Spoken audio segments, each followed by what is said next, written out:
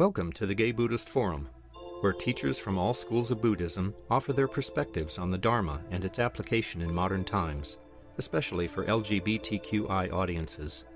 These talks are offered freely to the world and made possible by appreciative listeners. If you would like to support our efforts to share the Dharma with underserved audiences, please visit gaybuddhist.org. There you can donate, find a list of upcoming speakers, or enjoy many hundreds of these recorded talks dating back to 1996. Thank you so much.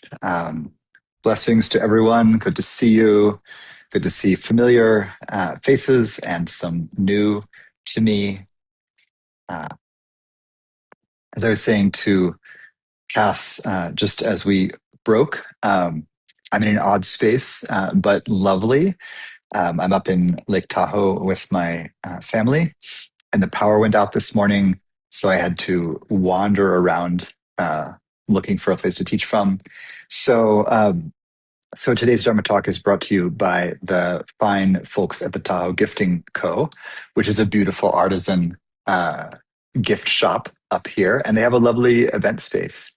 And I told them who I was teaching for, and they said that that sounded absolutely wonderful. And they wanted information about the retreat. And, so there you go.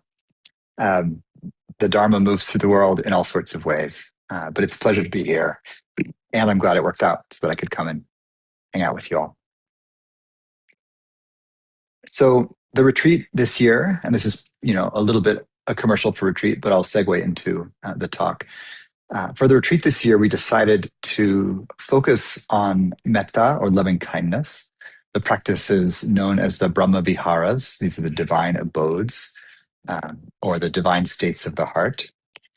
And this was partly inspired by conversations that I'd had over the last couple of years at the retreat and around the organization of the retreat with our dear Jeff Lindemud, who is no longer with us as of this year. And I partly just want to dedicate, today's time, for me at least, being with you, to him and his spirit and his memory.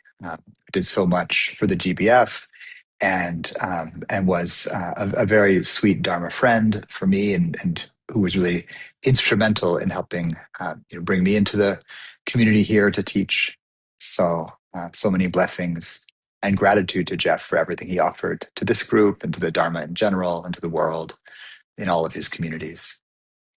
So we had conversations many times around, kind of as we were planning the last two retreats and thinking into this year's. My question each year is something like, what does the community most need? There's so many ways to practice clarifying, purifying the heart, coming into the beautiful states of heart and mind, strengthening community through silent practice together and relational practices together.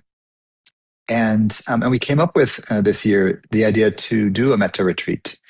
For those of you who may not be familiar with the retreat style of loving kindness practice, this is a style of practice where you do the loving kindness meditation instructions and giving an invitation to these beautiful states of the heart: loving kindness, compassion, empathic joy or celebration, and equanimity. And many of you will have done those meditations.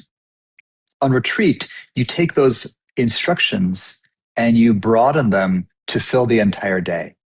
So you're moving through the whole arc of the retreat. So eating meals, walking, meditation, in between formal meditation sessions, in the dorm, brushing your teeth, walking in the woods, doing movement practice, doing the Sangha practices that we do together on retreat, painting watercolors together or going on a nature walk.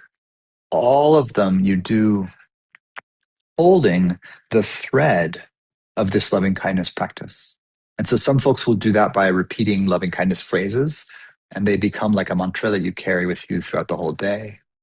Others will do it in a more internally silent way, which can be a little harder throughout the mix of the day, but you're holding the intention to to lead with loving kindness all the time.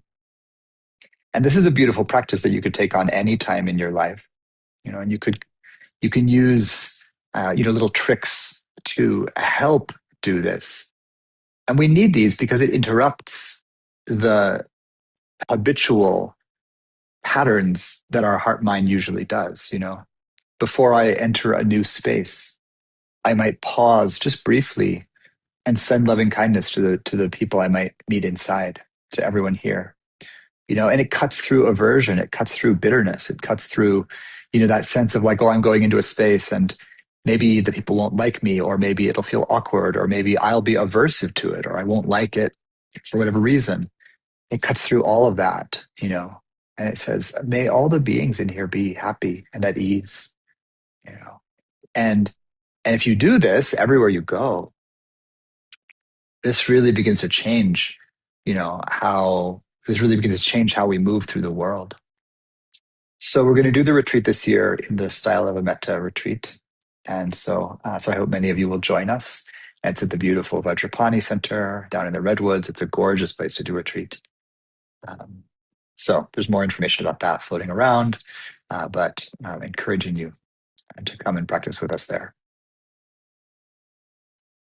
So one of the things that you may know about our friend Jeff is that besides being dedicated to his Buddhist practice and his Dharma practice here, he had a very strong connection to a lineage of practice that most of us know, particularly through Ram Dass.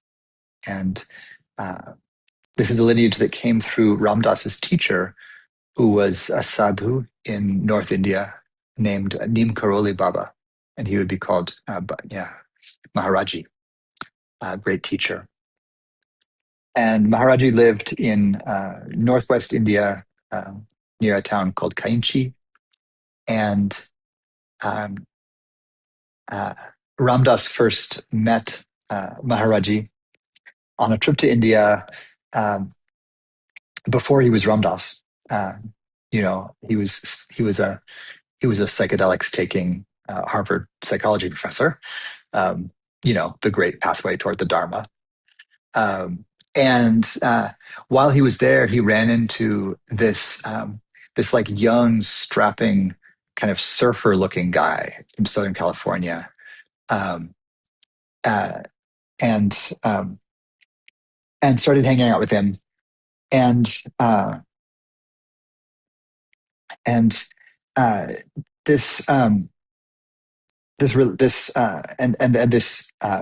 guy brought him to his teacher Maharaji, and Ram Dass was initially really skeptical, and but then met him and was in his telling kind of like, initially he just saw this kind of middle-aged Indian guy sitting on a bench wrapped in a plaid blanket, his classic plaid blanket, and at first, like, didn't really feel anything. It was like, yeah, okay, another Indian holy man, like whatever. But eventually, kind of, was brought up close and to meet him, and met his eyes, and then was just overcome with love, with the feeling of being loved. And it seems like that was part of what Maharaji could do. It's part of his, whatever you call it, power, grace, gift, the result of his training, his practice, was that he could really give to folks who were with him this feeling of being in the presence of an infinite love. And so there's a very deep connection between our lineages. Ram Dass was a very strong part of the founding of many of the lineages in the West, and certainly he was a very close friend of the founders of the Insight lineage, which I primarily practice with, and which many of you are familiar with. So he's friends with Jack Kornfield and Sharon Salzberg and Joseph Goldstein, and his friend, of course, this kind of strapping surfer, was the person that we now know as Bhagavan Das. who is well known for his chanting and is kind of the first in a lineage of performers or group leaders in the ritual song practice of kirtan in the West. So you may know of Krishna Das and other folks. The Tibetan Buddhist teacher Surya Das also studied with Neem Karoli Baba. That's where he got that name. And so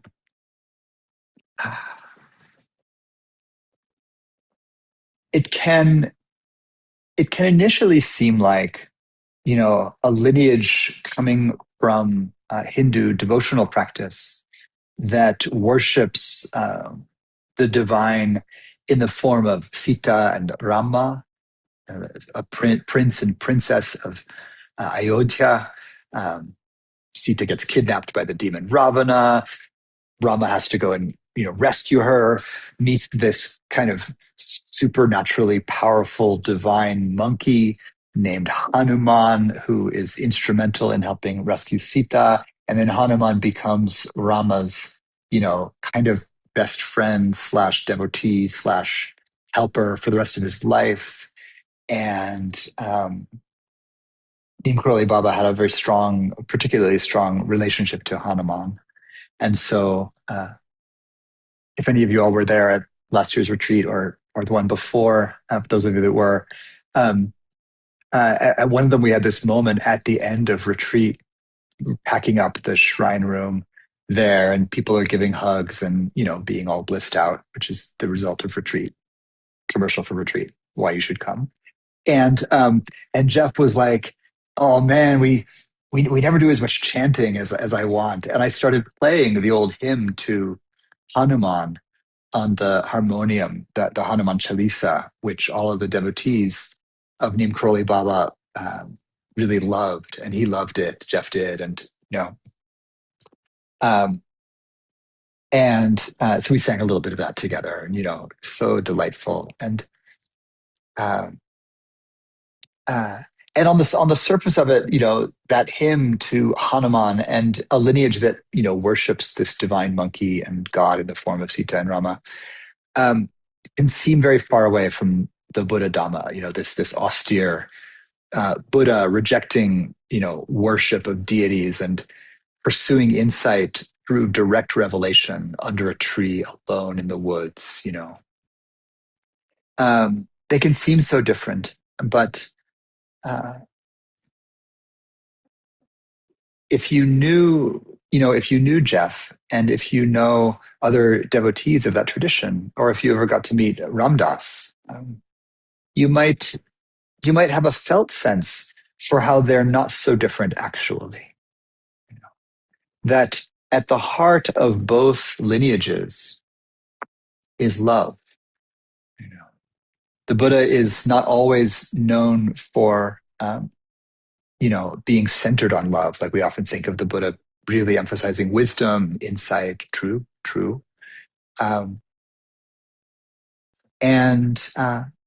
But these Brahma Viharas, these divine abodes, are absolutely central in the Buddha's teaching. And they show up again and again. And particularly for lay people, for non-monastics, they're often one of the foundational meditation practices. And for both lay people and monastics, they're one of the practices that most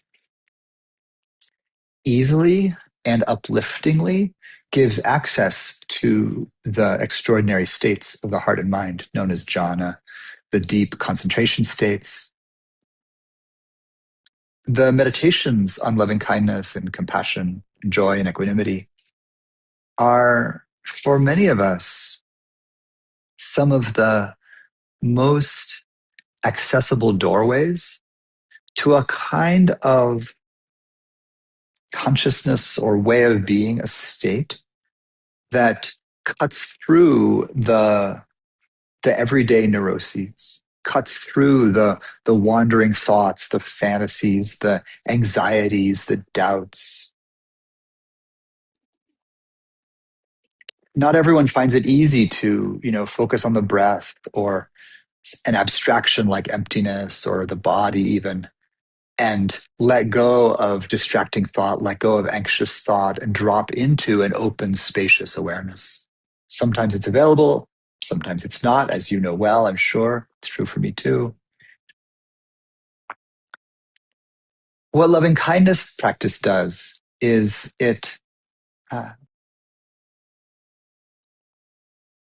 takes this quality that we all have a feeling for. We all know what it's like to love someone or something or a situation or a place or ourself, even if any of those can be colored by doubt, colored by anxiety, colored by judgment. But it's just natural for the heart to want to be connected and to delight in that connection. We love loving. We are loving kinds of animals, we humans. And, and of course that love can get confused, right? We can love in a way that gives rise to suffering. We can fall in love with the wrong people. I don't know if you've done that. May happen. Occasionally seems to happen. We can fall in love with situations that are challenging, but that we love anyway. We can love the world, and I hope you do. And I think that loving the world entails, a bit or a lot of heartbreak, right? You love the world and you see the oceans heating and the coral dying and people and animals and plants, being harmed everywhere, you know. Uh, that beautiful poem by Warsan Shire uh, that says, "I ran my fingers along an atlas of the world," and it ends with the line, "Where does it hurt?" I asked. Everywhere, everywhere is the answer. Where does it hurt? Everywhere. And and you can feel the truth of that, right? And and so there's something about love then that brings us into contact with all of the wisdom insights, right? And all of the healing process that we need to go through in order to wake up.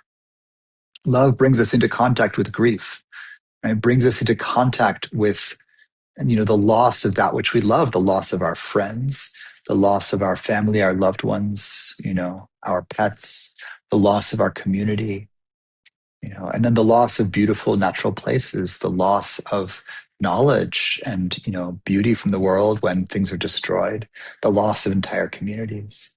And of course, the loss of our own youth, our own beauty, our own health, and our life eventually. Right? Love brings us into contact with loss. It also brings us into contact with beauty. You might say that the experience of seeing that something is beautiful is itself a kind of love. Like you have to appreciate to celebrate. So these divine abodes, these Brahma Viharas, right, they begin with the quintessential quality of love. And we translate that as loving kindness, partly to get out of the instinctual pattern that we can have with love, where love is personal or romantic or erotic. And we can forget that love is this broad, infinite, unbounded divine quality.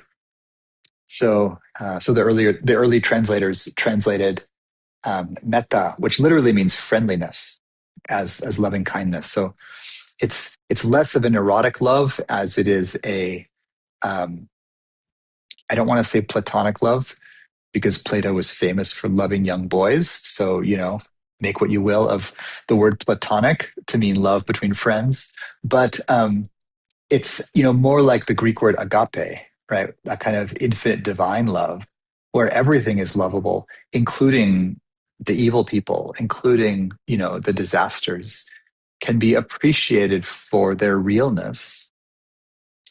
But particularly, it's a love that doesn't get stuck in the personal, that's able to expand from the personal register into the impersonal, into the communal, into the cosmic, and really into this kind of unbounded space. So the Brahma Viharas begin with this quintessential quality. And you could call it loving kindness. I will sometimes translate it just as love because I want to reclaim that for divine love and not just eros, inclusive of eros. When this infinitely expansive, expandable, transpersonal love, when it encounters suffering and pain, it naturally becomes what we call compassion. Karuna is the Pali term. So it's not a different quality. Compassion isn't a different thing than loving kindness or love, but it's loving kindness in context. And so that same friendliness in the context of suffering feels different. Right? Just before I got on the call here, as I was figuring out where to teach from, I went and got a little breakfast pastry from a little cafe that was open here. And as I was waiting for it, like on one side of me, there were these people who were, getting their pastries before they go out skiing or something. And they were laughing and they were with their friends, their family. They were having a delightful time. And I had the feeling of like, oh, that's lovely. I hope you all have a great day out there. Like, and it was celebratory. Right. Um, and then, and then the door opened and I heard crying. And this kid came in and was like, and was crying and like ran over to a table and like jumped into his mom's lap. And he said through tears, that he had just slipped on the ice and hit the concrete, which I did yesterday morning, actually walking my dog. And I totally bit it on an icy walk and my wrist still hurts a little. But I saw this kid come in and like weeping and I slipped on the ice and immediately my like, oh, how lovely those people, it turned into, oh, you know I hope you feel better soon, poor kiddo. And so it's the same quality, right? Love is love, but love in context changes its song. And so when it comes into contact with suffering, it turns into compassion. I wish well for the kid. I hope he gets the comfort and snuggles that he needs. Looked like he did.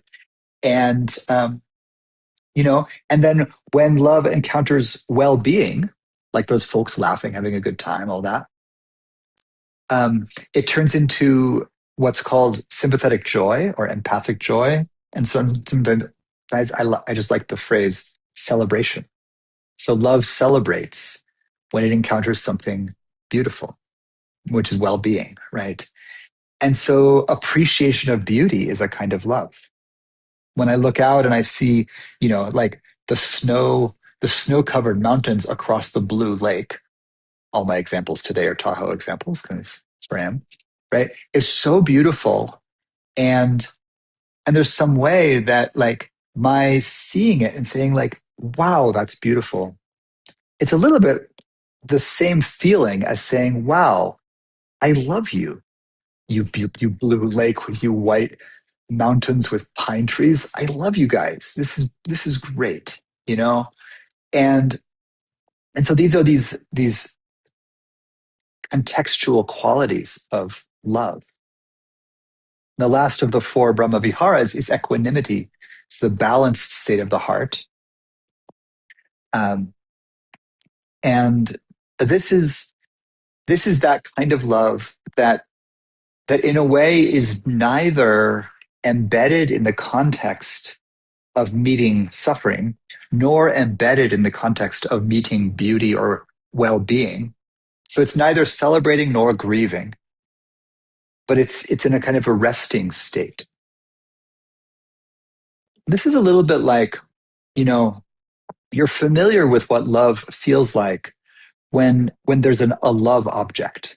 When you love a person, when you love an animal, when you love a place, when you love a situation. There's a context for it, right? And that person or animal or place or situation, when they're doing well, you have that kind of celebratory love. The Pali word is mudita for sympathetic joy. When they're doing poorly or suffering, you have the compassion kind of love, karuna. When they're neither, you have this kind of basic, I love you kind of love. I love this. What is this fourth option? This fourth option of equanimity is when you take out the specific object right? You turn your gaze away from the person, animal, place, situation, whatever thing that you love, but you stay with the feeling of loving. And it becomes more like the foundation of all of your perceptions. You can just look across, I'm looking out a little window here at water dripping from the eaves, and I can meet that with a kind of love. And I can feel my sore wrist from falling on the ice myself yesterday, and I can meet it with a kind of love. Not, I don't even have to have big compassion for myself. I do. But, I could also just meet it with like, yep, slipped on the ice. It's what happens. Equanimity is the kind of love that meets the world and it says, yeah, this is what happens, you know. And we need this kind of love in the repertoire of our heart. Right? Love can't always be object dependent, because that's really the definition of grasping. If I can only really love when I have an ideal object, or at least a good enough object in front of me, if I can only love when I'm with someone, um, I'm going to be bound by the need to be with someone in order to feel love. If I can only love when I'm with, like my beautiful dog, or my beautiful partner, or my kid, or my village, or an unpolluted lake, or an unpolluted world, right? Or a functioning democracy, or whatever you love. If your love is dependent on having that thing, then that love is colored by grasping. And that means that suffering is the inevitable result, because nothing lasts, right? If my love of the Dharma is dependent on having my Dharma friends being healthy and alive, then that's a fragile love, because our friends will die. They must. We must, you know. And so equanimity understands the world. Equanimity is this beautiful quality that hovers between the practice of love and the practice of wisdom. And it's really the merging of those two, right? Love beyond context, love beyond conditions. Things are going to be as they are. They always are, you know. What is the kind of love that I could move through the world with, that understands how to not get caught in grasping or attachment, or when I do get caught in grasping and attachment, because I do, sees even that with compassion, with understanding, with equanimity. Oh, look, grasping again, you know. Ah, grasping is like this.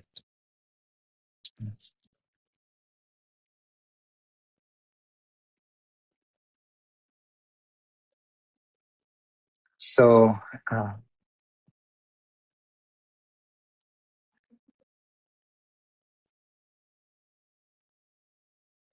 so Ramdas meets this teacher, Maharaji, and falls in love with him.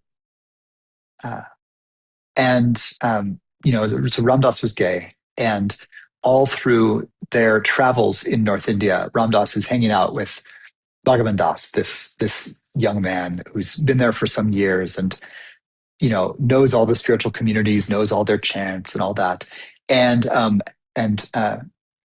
Ramdas, who is still Richard Alpert at that point, is bugging Bhagavan Das all the time. He's like, where are we going next? What are we doing? What's happening now? And Bhagavan Das at one point says, like, hush, just be here now, man. Right? And that's where the title of Ramdas's book comes from, is Bhagavan Das telling him to like shut up and stop asking questions so much. And so Ramdas is learning. But of course he's also hot for Bhagavan Das. And at some point Bhagavan Das is like, dude, cut it out. Like, stop flirting with me. We're here to visit my guru. Just like chill. And and Ramdas really like beautifully reflects on how he's learning patience. He's learning to be present. He's learning to not grasp. You know, um, Apparently Bhagavan Das was quite hot at the time. He looked, young, blonde, tall. He's very tall surfer. Um, Looked like a surfer. Maybe he was before he went to India. Um, and so like bit by bit, Alpert is being confronted with his own neuroses, his own grasping. And he meets this teacher, Maharaji, and he says he just fell in love in a way that he really had no words for, no context for. It wasn't the kind of erotic love or desire, that he had been pursuing. And it wasn't anything he really recognized or knew, you know.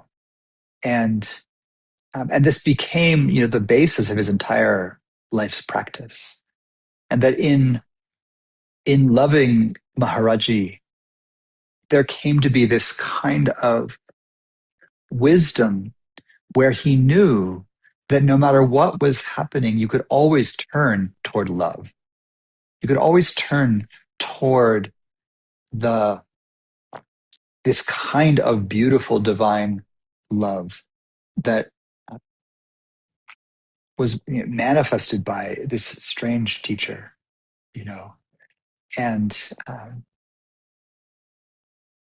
when my partner and I visited North India many, many years ago, um, we had we also have a connection to this lineage, which is partly why I could sing the Hanuman Chalisa with Jeff and cheer his devotee heart at the end of our Vipassana retreat.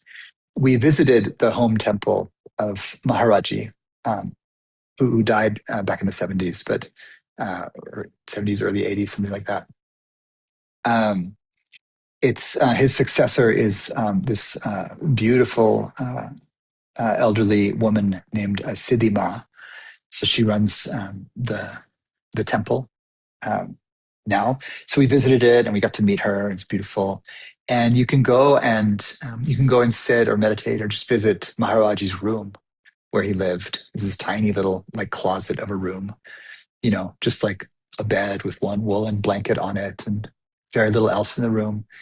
But you could just go in there and they just keep it clean and you can sit. And we did. And this isn't really a story about like, something sort of extraordinary or supernatural happening. I don't think I'm not as susceptible to supernatural grace as I wish I was, to be honest. But I sat in the room and there was just a kind of palpable quiet. And uh, and I can say whatever the reason for it, I remember the feeling of sitting in there and just being so happy to be sitting there, to have made it to this place. And I would love to have been able to meet a teacher like this. All of our teachers bring different qualities into the room, into the world, you know. And I've met some extraordinary teachers who are a joy to be around. Um, but but I would have loved to have met Maharaji. I did get to meet Ram Dass some years before he passed away. He visited Spirit Rock.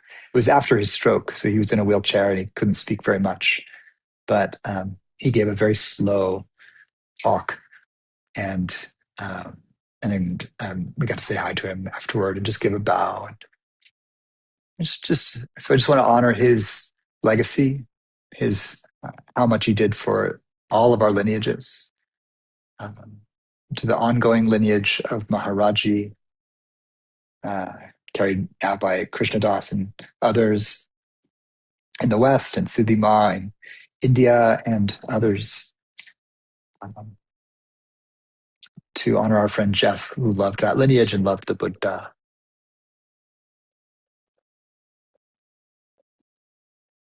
So maybe uh, I'll end and we'll have some good time for questions and discussion, and we'll see where we go. But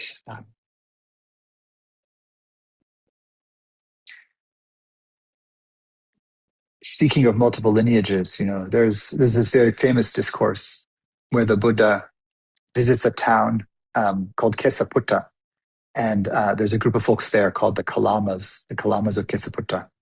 And apparently Kesaputta was like a crossroads town, and spiritual teachers came through all the time, and they all had different ideas about what was true, and what was good practice. And then maybe that's a little bit like what we're talking about today. There's these different lineages. And I've had these doubts in my own practice. I'm like, oh, should I spend a lot of time meditating in silence on the name of the Buddha or doing vipassana? Or should I just, repeat the mantra to Hanuman and pray for this like divine monkey god to help relieve my suffering? And this can be confusing if you're not sure what to practice. And, uh, the GBF is kind of a crossroads sangha where lots of teachers come through and they give their various teachings. And you would be forgiven for having doubt at some point. And this is what the Kalamas of Kesaputta have. They say to the Buddha, they say, look, so many teachers come through here, and pretty much they all say, my way is right, everybody else's way is wrong. Here's how you should practice. Here's how you should not practice. And they said to the Buddha, how do we know? How do we assess what's good practice to do? And he says, Kalamas, you're asking a good question. And he says, don't believe something just because someone says it's true. Don't believe a teacher because they have, spiritual authority, they have lineage. Don't believe somebody because, they are highborn or they're a Brahmin or they come highly recommended from your friends or, all of this whole nice skeptical list of like, be discerning. And he includes himself. He said, don't believe me just because people say I'm the enlightened one. Like, yeah, sure. He said, but if you take a practice and you do it wholeheartedly, like really try it on, and if that practice bears fruit, and if it bears real fruit, if it really liberates the heart, then you'll know through direct experience that that practice can be trusted. And that's all you can do, really. You have to know it for yourself. And he says, so then what should you do? How should you practice? And what he gives them is this practice that is not specific to the Buddha. He doesn't say, here's my special practice. It's the Four Noble Truths, which in the text is called the teaching specific to the Buddhas. He doesn't give them that. He says, so try this. Extend the heart of loving kindness in all directions, to all beings, infinitely, without hostility and without ill will. Extend the heart of compassion, extend the heart of celebration, extend the heart of equanimity in all directions. He gives them the four Brahma Viharas, which are also taught in other traditions, right? Those of you who are familiar with the yoga tradition know that it shows up in the Yoga Sutra, right? Which was written almost 1,000 years later. These are commonly known beautiful states of the heart. So the Buddha says, try this out. Try these practices on. Do the loving kindness practice. And then when it bears fruit for you, then you will know these are good practices that you can take on. And so, as we live in a kind of crossroads city and area, world maybe, with the internet now, if you ever doubt, like, how should I practice? What should I do? There's so many different ways. Should I worship Hanuman? Should I go non-dual? Should I do more vipassana? You can know that the practice of love crosses all boundaries. And of course, the practice of love itself transcends boundaries. That's its nature. It's the nature of the metta practice. And that the practice is not meant to be, a thing that you have to do for 50 years and then maybe it'll work out for you. It is a practice that is meant to bear fruit that you can notice pretty quickly, right? So that you can know that it's a good thing to do. And so here's the core practice to finish the talk here. You turn on in the heart the quality of love. And there's lots of ways to do this, but you can just let yourself turn toward that part of you that knows how to love, that knows what love is. Uh, you turn on that quality, and then you just let that quality lead. And in meditation, maybe you let that quality expand. You really focus on it. You drop into it, let it fill the body, let the breath move it, let it expand out in all directions. But in your ordinary life, you just let that quality lead. And so to close, wherever you are, whether you're in the temple or at home or wherever, take a moment here to just feel whatever access you have to whatever you call love, just for a moment here all together.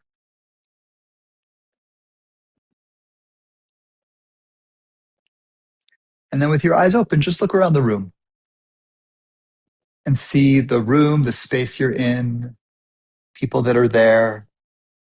Don't focus too much on individual people. You can just, right, don't fall into the well of personal love. It's there. But just see everybody and the space.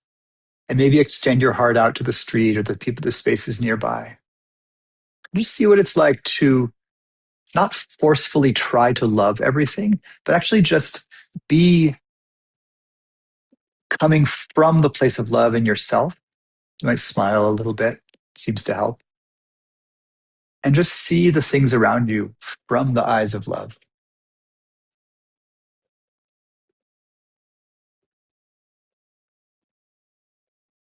And then if you notice anything good about that, just notice that.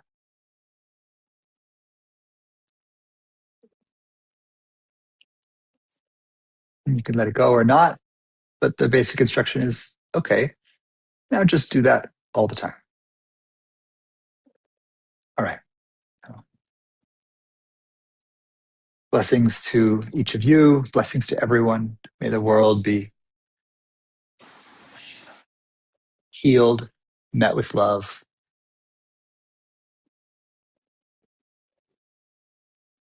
It's the only thing that there's just too little of.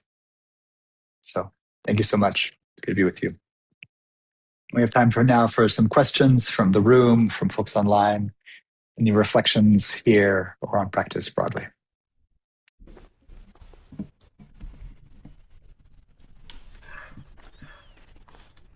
Jim. Yeah, thank you, Sean, for a gorgeous talk, and I especially appreciate your approach to the four special states that they're all over context for love. That is a very helpful idea for me. I'm sick. I'm going to be out of the country, and I'll miss your retreat, but I know it will be a great experience. So thank you. Yeah, you're welcome. It's a pleasure.